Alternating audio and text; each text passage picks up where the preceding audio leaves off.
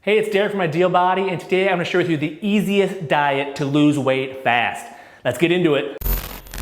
Alright, so in today's video I'm going to share with you a super simple, super easy diet that you can use to start losing weight starting today. You can start getting some awesome results. I've had people lose anywhere from 2 to 10 pounds in the first 7 days alone by following these very, very simple nutritional principles. Because the truth is, when it comes to weight loss, and especially burning fat off your body, 90% of it is your diet. It's what you eat. And I don't even really like using the word diet because most people, when they start a diet, all they think about is the day that they can stop doing the diet. But if you think of this as a lifestyle change that's very, very flexible, you can do this for the next, year, 5 years, 10 years, for the rest of your life and be very, very easy. And you can start living at the weight that you want to be at.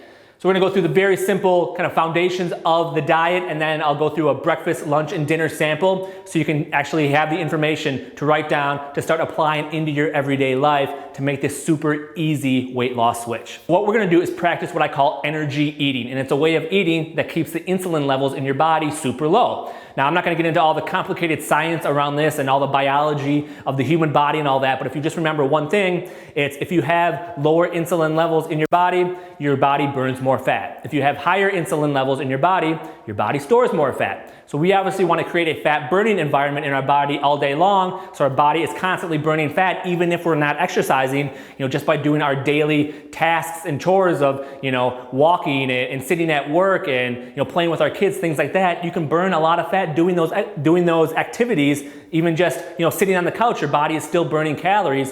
So you don't even have to exercise to start losing the weight. So what we do is we eat foods that create a low insulin response in the body. So when you eat anything, your body releases a hormone called insulin. Certain foods require you to release more insulin than others. So we're going to cut out the high insulin foods, which are a lot of the processed carbs and a lot of the empty calories.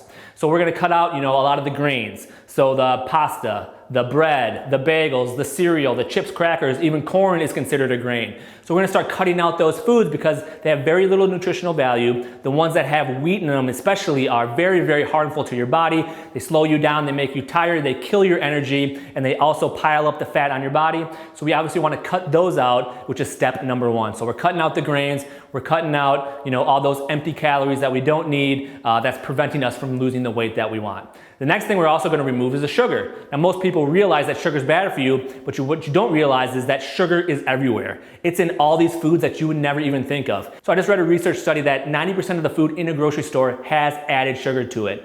So I was just listening to an interview where a guy was talking about all the sugar that's added to the foods, even at a place like Whole Foods, which is supposed to be healthy and organic and all those words people use to try to get you to buy their products. They went in and told the guy that basically they were allergic to sugar and they wanted to have some type of meat for dinner, whether it was steak, chicken, they have all these special, meat dishes that they make at Whole Foods.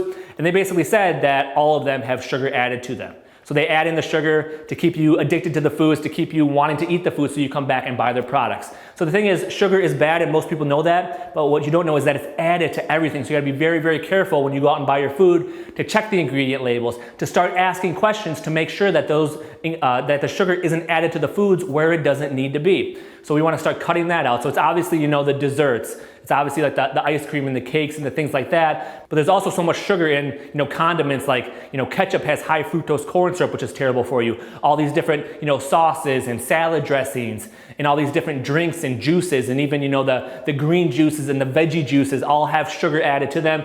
So just start looking at the ingredient labels because some might say sugar, but a lot of them will use other words as code words for sugar like agave nectar. Honey is basically just sugar. Dextrose, anything that ends in OSE is basically a form of sugar. So just start having your eyes open, start looking for these things because they're hidden everywhere because the food manufacturers know that when you add the sugar to the food, people get addicted to them, they can't stop eating them, and then they obviously sell more of their products. So we want to cut out the sugar, we want to cut out the grains, and we want to start eating more healthy, high-fat foods.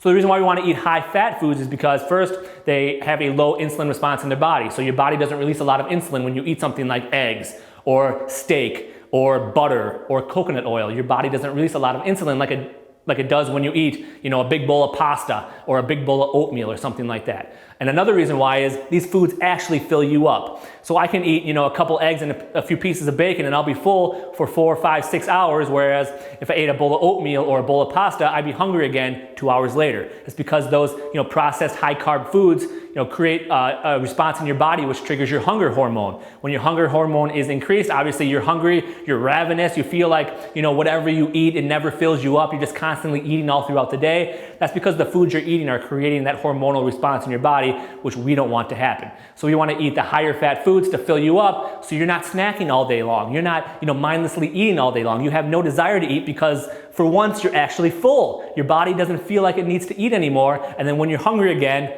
that's when you eat. So you can go longer between meals and you have a lower insulin response in your body. So you start burning your fat for energy instead of carbs and sugars.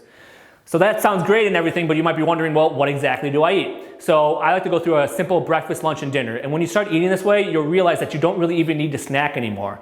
I used to be the guy who ate 5 to 6 small meals a day because I was told it would, increase my metabolism, and I had to keep my metabolism increased if I wanted to burn fat. That's completely not true. You don't need to eat all these small meals throughout the day. It actually does a disservice to you because your body's constantly working overtime trying to digest all this food that you keep dumping in there. So I like to go through breakfast, lunch, and dinner, and then you basically won't even need to snack anymore because you'll be full between your meals.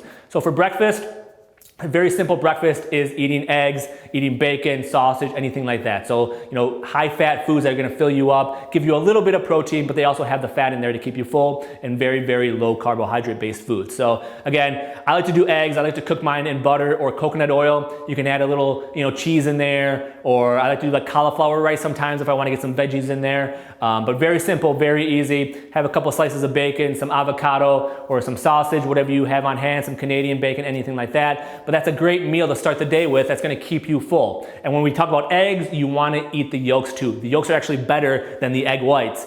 So we got, into this thing where you want to eat egg whites because they're lower in calorie and they're all about protein, but your body doesn't need all that protein. And when you cut out all the healthy nutrients that are in the egg yolks, then the food doesn't fill you up, number one. And again, you're not getting the healthy fats, you're not getting the nutrients which are in the yolk. So you do want to eat the yolks.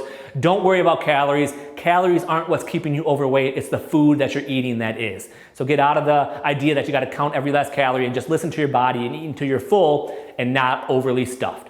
So eggs are a great way to go in the morning. You can have some, high-fat Greek yogurt and some berries in there is another great way to go.